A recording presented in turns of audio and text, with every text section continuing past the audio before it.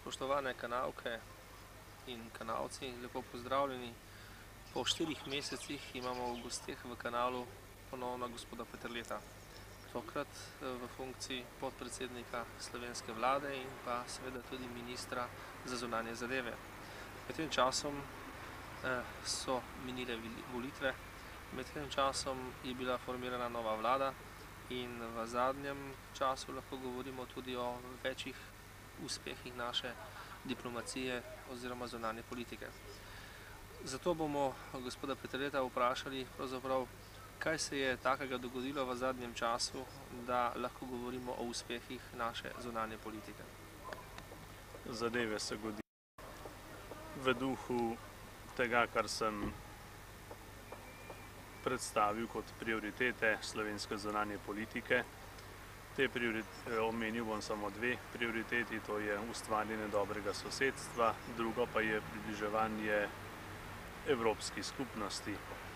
In glede prvega bi rad povedal, da imamo sedaj dobro zastavljeno delo, tako s Hrvati kot z Italijani in po zadnjem obisku tudi z Avstrijci. V naslednjem tednu imam pa še srečanje z madžarskim zunanjim ministrom, gospodom Jesenskim, in tako bomo prišli v stik z vsemi sosedi in z vsemi so zdaj stvari v teku. Vzpostavili smo zelo prisrčno, dobro ozračje za delo, za izboljševanje naših odnosov.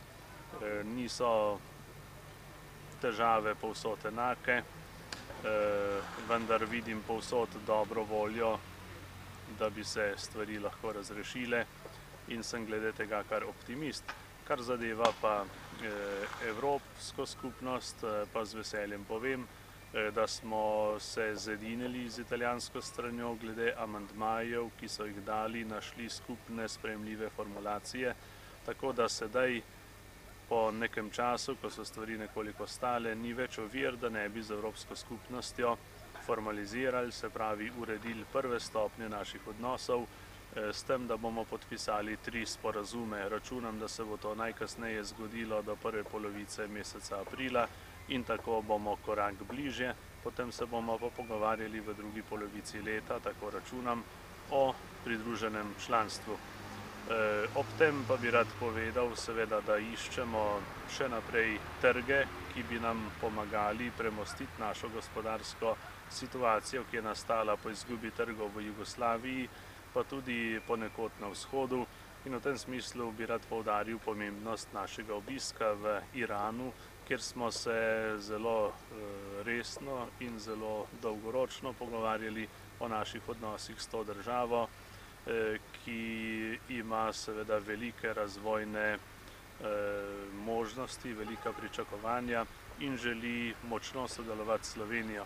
Tako da tale mesec in pol, odkar sem v novi funkciji, je prinesel precej dogodkov, precej dogovorov, precej podpisov, pa tudi smo utirili, bi rekel, naše odnose marsikje na nove tire, bi lahko rekel, in mislim, da je bil da so bili ti prvi dnevi kar uspešni. No, nas ob meji še posebej zanimajo vaši bodoči koraki v zvezi s pogajanji oziroma pogovori z sosednjo Republiko Italijo, kakor tudi gledano na splošno na celoten Balkan, kako se bodo odvijali odnosi oziroma pogajanja s sosednjo Republiko Hrvaško. Ja, z Italijo in s Hrvaško smo sedaj v času intenzivnih pogovorov. Glede Hrvaške je treba reči, da imamo najdaljšo mejo in da nikoli s Hrvati nismo bili v kakšnih posebnih težavah in ni potrebe in nobene želje sveda, da bi imeli težave sedaj, ko smo ustanovili vsak svojo suvereno državo. In iz tega izhodišča, se pravi suverenosti Slovenije in Hrvaške, tečejo zdaj ti pogovori, ki zadevajo gospodarsko raven, politično raven, vprašanje obmejnega sodelovanja, pa tudi določitev meje je še pred nami. Vendar tukaj prihajamo do formuliranja zahtev z ene in z druge strani, do predlogov, ki jih bo treba uskladiti in najti skupno sprejemljive rešitve. Tudi z Italijo smo začeli zadnjič pred dobrega pol meseca, smo začeli pogovore na gradu Strmol, kjer smo se pomenili, kako se bomo pogovarjali in o čem naj bi se pogovarjali, sedaj pa morata to potrditi še obe vladi. Pogovori so se začeli pravzaprav lepše, kot smo pričakovali, in naslednja runda bo potekala v Rimu 23. tega meseca, če se prav spomnim, in računam seveda, da bomo tam že dosegli določene napredke. Za ta del Slovenije je seveda še posebej pomembno, kako in o čem se bomo dogovorili z Italijo. Tam so seveda različne politične sile, ki so tudi različnih pogledov o tem, kako naj bi uredili odnose s Slovenijo, vendar so tukaj nekatere jasne zadeve, nekatere konstante, kakor je recimo meja, in o čemer je tudi italijanski zunanji minister Colombo dejal, da to ni stvar ozima, ampak je stvar Helsinkov, se pravi dogovora na evropski ravni, in tukaj strani italijanske države ni želje, da bi meje spreminjali, z naše strani seveda tudi ne. In jaz računam, da se bomo lepo pogovarjali naprej in da bomo našli vse tisto skupno, kar nas lahko povezuje in tudi izboljšuje naše odnose.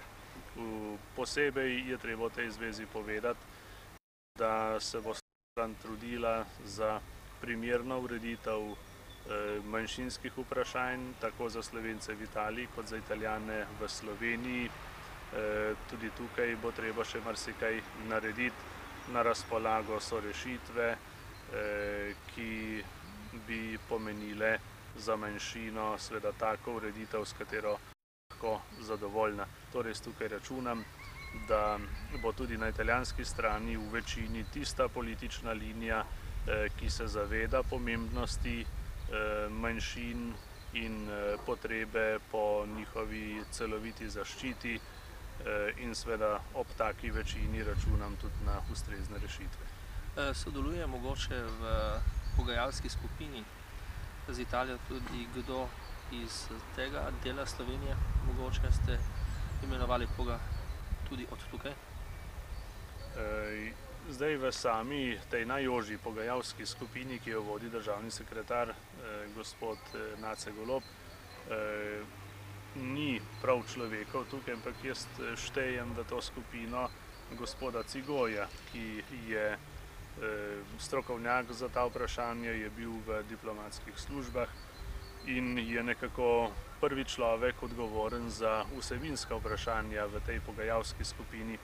Potem pa imamo mi še širšo skupino na drugi ravni, v katero štejem gospoda Mirošiča, ki je Kraševec, je tudi Primorc in natančno pozna problematiko.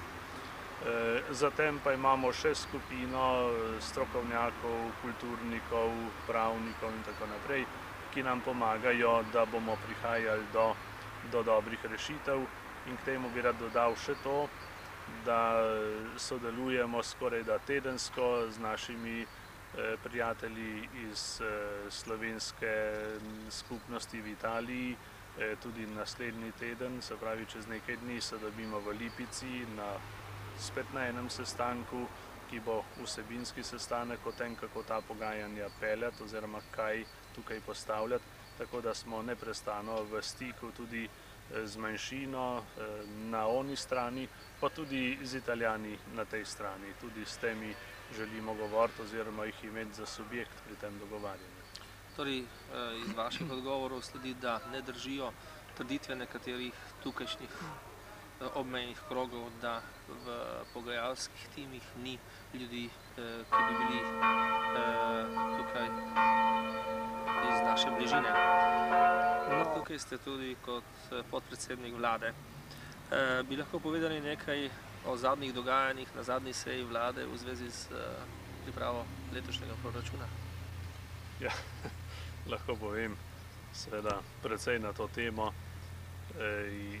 in se ob tem spominjam časov, ko smo obravnavali to, se pravi vprašanje proračuna za časa moje vlade. Vedno je denarja premalo Tudi v državah, kjer je denarja vsako leto več, so podobne težave. Težava je v tem, kako ta denar razdeliti. Pri nas je pa seveda težava hujša, ker je denarja tudi letos manj, kakor ga je bilo prejšnje leto. In tukaj je treba biti zelo pravičen in upoštevati, kaj država najprej potrebuje, čemu se lahko odpove. In v tem smislu seveda razprava na prvi seji vlade o proračunu ni bila zaključena in se bo nadaljevala.